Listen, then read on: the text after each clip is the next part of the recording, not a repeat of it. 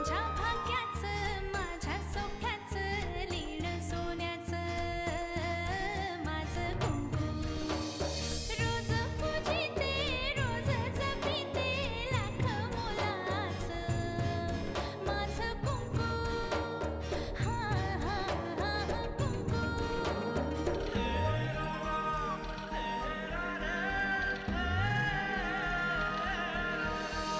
मन माझे घर झाले त्याचे मोर स्वप्नाचा दारी नाचे शब्द त्याचे अमृताचे स्पर्श त्याचे चांदण्याचे त्याच्या श्वासाचे त्याच्या डोळ्याचे गुज सांगते माझं कुंकू हा हा हा कुंकू हा हा हा कुंकू मला तुला माझी करायची जानकी. युगंधरा सरतापेंच्या दैनिक जागरचा उपसंपादक कर्वे त्याला तुम्हाला भेटायची इच्छा आहे. मला दिल्या गेलेल्या अधिकाराबद्दल जर तुम्हाला आक्षेप असेल तर ज्यांनी मला हे अधिकार दिलेत त्यांनाच जाऊन विचारा. जानकी आहे का? जरा फोन दे ना तिला. ताई ना हा आत्ताच आलीये, बोलवू का? एक मिनिट. आत्ताच आलीये म्हणजे बाहेर गेली होती का ती? पण जर मी ठरवलं तर मला मन वळवायला जमतं.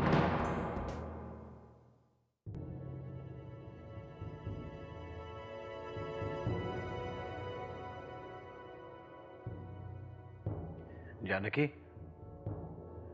अगं अलीकडे असतेस कुठे तू? माझ्याशी बोलायचं नाही असंच ठरवलंयस की काय? असं मी नाही, तुम्ही ठरवलं. ठीक आहे ठीक आहे, आजपासून मी तुझ्याशी बोलायला सुरुवात करतो. ओके,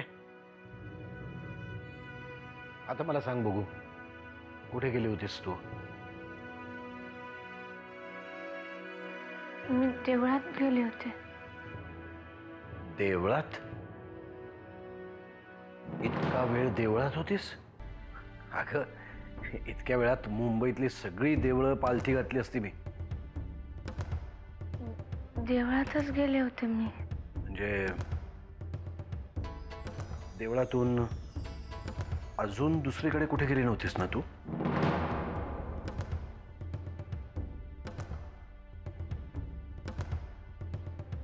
देवळातून दुसरीकडे कशाला जाईन मी?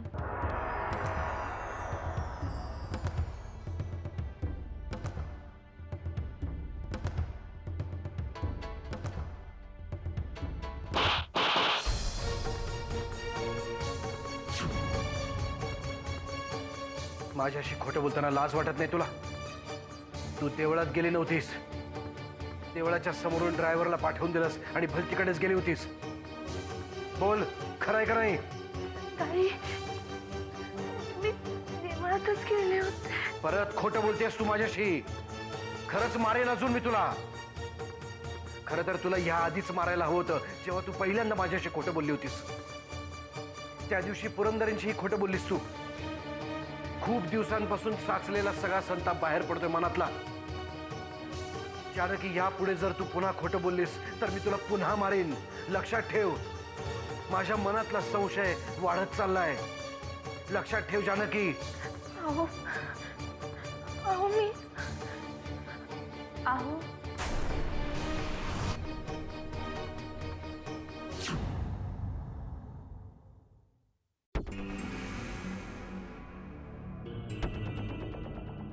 काय झालं? तुम्ही काही बोलत का नाही? मी केव्हापासून हाका मारते तुम्हाला? अहो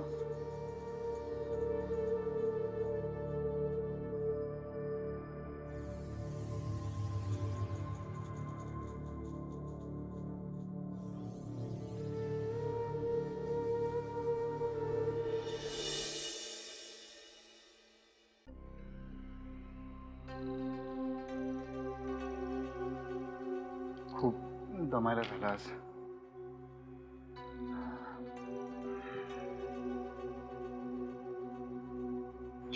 गुड नाईट.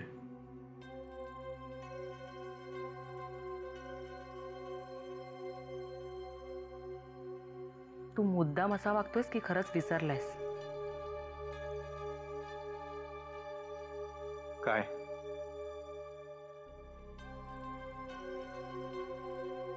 आर्यन, तुला मला काहीतरी सांगायचं होतं. हो, पण आत्ता खूप झोप आली, आपण उद्या बोलू. असं कसं उद्या बोलूया? मगाशी म्हणालास रात्री बोलूया, आता म्हणतोयस उद्या बोलूया. काय चाललंय तरी काय तुझं? बघ अमृता, फार काही महत्वाचं नाहीये, उद्या बोलू आपण. हे बघ आर्यन, तू मला प्रॉमिस केलं होतंस and you have to keep your promise.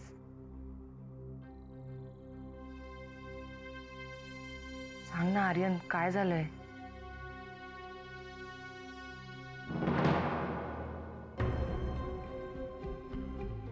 तू असा गप्प काय आहेस?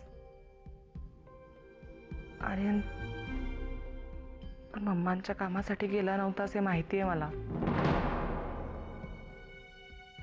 माझं बोलणं झालंय मम्मांशी, पण मग तू कुठे गेला होतास? अमृता, ते मी माझं... आर्यन, अजून किती खोटं बोलणार आहेस तू माझ्याशी? गोव्यावरून आल्यापासून पाहते मी, खूप बदललायस. आर्यन, सांग ना काय झालंय? हे बघ, तू तू जे सांगशील ते मी ऐकून घेईन. हे बघ, तू तू फक्त बोल ना, काय झालंय? बोलीन, पण आत्ता नाही. ही वेळ नाही अमृता. आर्यन, तू माझे पेशन्स चेक करू नकोस प्लीज. सांग ना काय झालंय? आर्यन, तुझ्या आयुष्यात दुसरी कोणी मुलगी आली आहे का?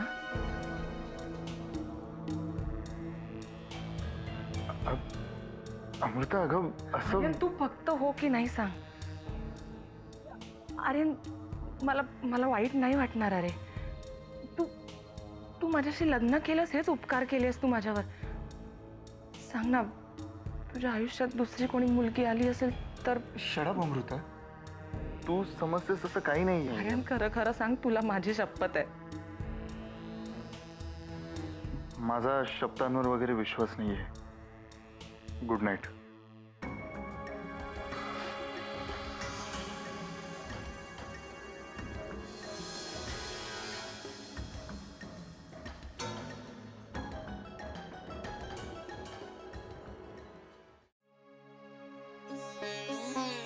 विभा,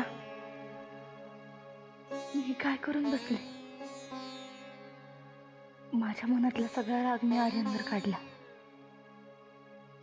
पण आता तो गप्प बसेल का? त्याने अमृताला काही त्रास दिला तर? किंवा माझ्याबद्दल तिच्या मनात वेगळंच काहीतरी भरवलं तर? खरं तर मी जे काही वागले ते मी खूप आधीच करायला पाहिजे होतं, पण इतके दिवस अमृतासाठी गप्प बसले. पण आता काय? तेव्हा आता तुलाच तिची काळजी. माझी फक्त एवढीच इच्छा आहे की यामुळे अमृताला काही व्हायला नको.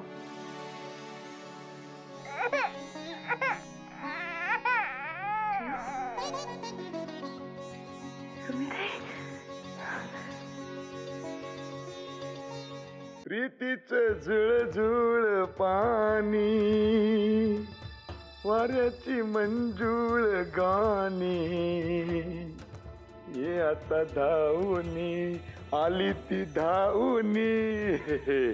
अवयनी, इकडे तिकडे काय पाहताय? एवढा कोकिळवाणी आवाज माझ्याकडे बघावं. लहान मुलांना कुठली गाणी गाऊन खेळवायचंय जर का तुम्हाला माहिती नसेल ना तर गाऊ नका. गाणं शिकवा की आम्हाला. सुमिताई कुठे? सुमिताई कुठं विचारते मावशी? रमावतीला जाऊन विचारा सुमिताई कुठं आहे ते. तुम्हीच मोठ्या तोऱ्यात आणलीत ना वेड्यांच्या हॉस्पिटल मधनं तिला घरी. तेव्हापासून लय माजले म्हशीवानी. परशु दादा, तोंड सांभाळून बोला. तोंड तुम्हीच सांभाळून बोला. अजून सुद्धा तुम्ही मला दादाच म्हणताय. जरी तुम्ही तिला तिकडे सोडून आला असाल तर मी उद्या जाईन आणि तिला तिकडून घेऊन येईन. येणारच नाही ती, मावशी सोडवून आणीन म्हणते. येणारच नाही सुमित. तिचे वडील आहेत ना काशी यात्रेला गेलेले, ते परत येईपर्यंत घरदार सोडणार, कुठेही जाणार नाही असं म्हणली हिची आई. आहे की नाही? आहे की नाही? कुठे गायब केलेत तुम्ही त्यांना? कोणाला? सासरे बुवा ना? कुठे असतील फक्त परमेश्वरालाच माहिती. तुम्हाला सांगू काय, परमेश्वराला बी ते कुठं आहेत ते माहित नाहीत. जेव्हा त्याचा दणका बसेल ना तेव्हा वटणीवर याल तुम्ही. पटणीवर येणार? स्वभाव कसं शक्य आहे? आणि काहीतरी येड्यावानी बोलून नका, कळलं की नाही? वेड्यांच्या हॉस्पिटलमधलं एक कॉट रिकामी झाली, तुम्ही घरी आल्यामुळं तिथं नेऊन तुम्हाला ठेवतील. घ्या. वेड्या आईची वेडी ही माया.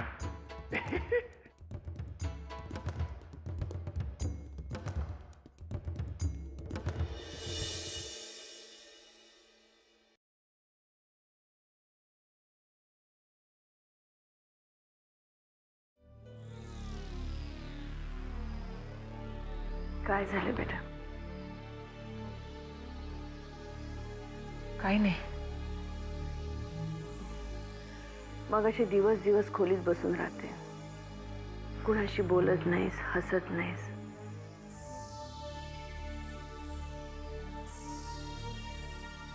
घरची आठवण येते. हेही तुझंच घर आहे ना?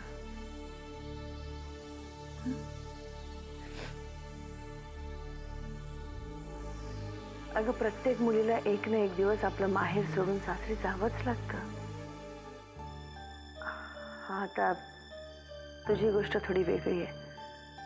तुला तुझ्या माहेरची आठवण येईल तेव्हा तू जाऊ शकत नाहीस, मी समजू शकते. पण त्याला काही इलाज आहे का? हा नाही ना. आणि तुला इथे काही कमी पडतंय? नाही मामा, मला मला खरंच काही कमी नाहीये इथे. तुम्ही इतकं प्रेम करता माझ्यावर. फक्त मी आणि आर्यन?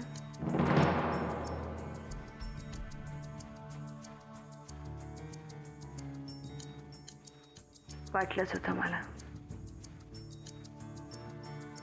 तुमचं काही बिनसलंय का? नाही मामा, सगळं ठीक आहे. अमृता, तुझ्या डोळ्यात पाणी आहे आणि म्हणते सगळं ठीक आहे म्हणून. हे बघ, काय झालंय मला सांग ना. मी तुझी मदत करू शकेन? हा? मामा, आर्यनला काय झालंय मला काहीच कळत नाहीये. भांडला का तू तुझ्याशी? नाही, भांडला नाही तो, पण आजकाल खूप विचित्र वागतो तो. कुठे जातो, का जातो, काहीच सांगत नाही. बऱ्याचदा तो माझ्याशी खोटं सुद्धा बोललाय. काय? तू बोललीस त्याच्याशी?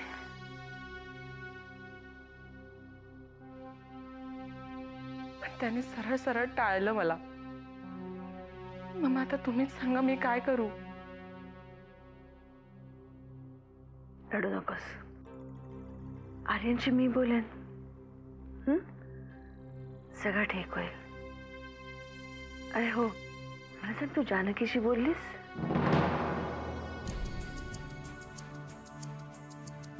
नाही अजून, पण मी बोलते तिच्याशी. It's okay.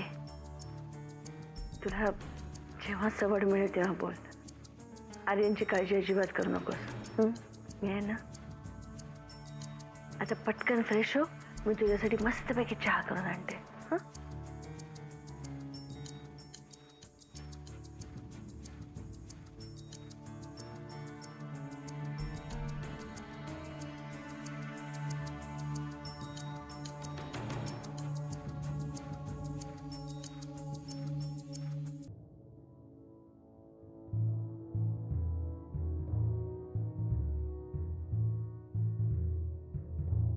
आपण काय इथे कोणाच्या शोकसभेसाठी जमलोय का? कोणीतरी विषयाला हात घाला. कर्वे, तुम्हीच बोला. आज मानाचे गणपती तुम्ही आहात.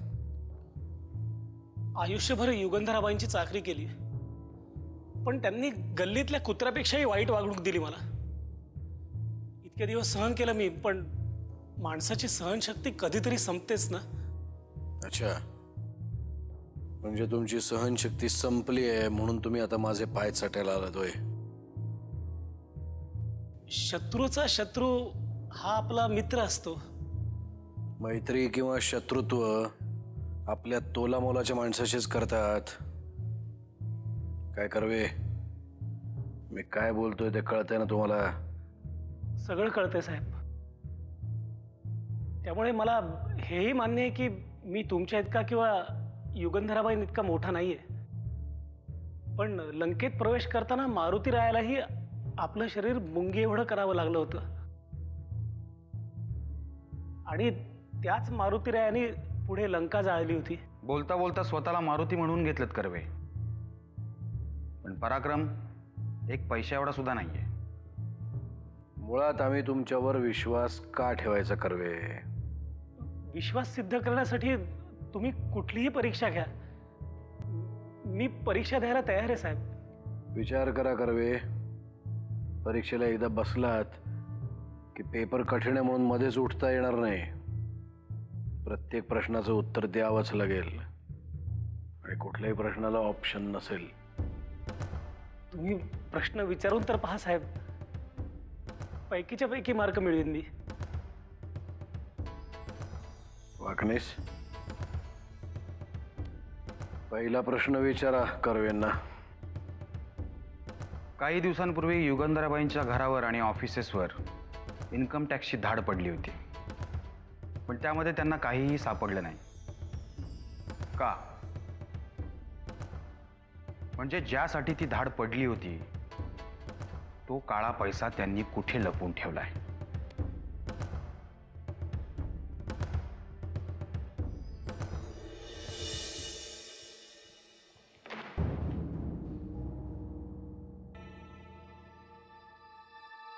काय रे, आता मधूनच निघून आलास? हाकलून दिलं बाईंनी. काय हाकलून दिलं म्हणजे? काय केलंस काय तू? गेले 2 दिवस मी घरचा अभ्यास केला नव्हता, म्हणून मग बाई म्हणाला की उद्या मोठ्या माणसाला घेऊन ये शाळेत. आणि गेले 2 दिवस मी कोणालाच नाही नेलं, आणि आज बाईंनी एकदम हाकलूनच दिलं मला.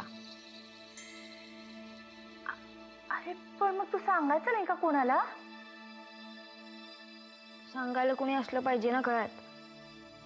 पूर्वी आत्याबाई सारख्या असायच्या घरात, पण आता त्या तीर्थयात्रेला गेल्यात. आणि अमृतताई, तिचं तर आता लग्न झालंय. वामन दादांना काय झालंय काय माहित, त्यांचं पण लक्ष लागत नाहीये कुठे पण. आणि नरसिंह भाऊजींना तर मी सांगू नाही शकत. आणि तू असून नसल्यासारखी. म्हणजे काय म्हणायचंय काय तुला? म्हणजे आपल्या घरात कुणीही नसतं असंच म्हणायचंय मला. का? मी काय मेली आहे का? तुझं असून पण काय उपयोग आहे? बघा, तेव्हा बाहेर असतेस, कोणालाही माहित नाही तू कुठे जातेस ते. आणि जेव्हा घरात असते तेव्हा सारखी फोनवर बोलत असतेस. गण्या, जास्त तोंड चालू नकोस हं? हे सगळं बोलण्यापेक्षा ना घरचा अभ्यास वेळेवर पूर्ण करत जा, म्हणजे कोणाला शाळेत नाही यावं लागणार. ताई, तू आता असंच बोलणार ग? मेलोय की जिवंत हे पण बघण्यासाठी तुझ्याकडे वेळ नाहीये ना आता? गण्या, असं का बोलतोयस तू? मी तुझ्यासाठी आपलं गाव सोडलं, आई बाबांना सोडून इकडं आलो, आणि तुझ्याकडे जरा पण वेळ नाहीये ना माझ्या बरोबर बोलायला?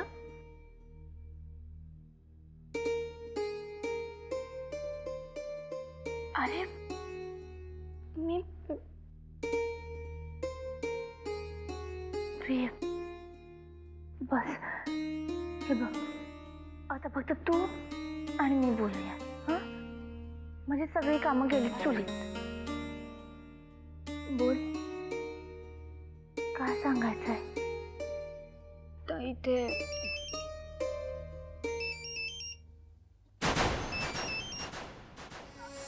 काय? ऐक, अरे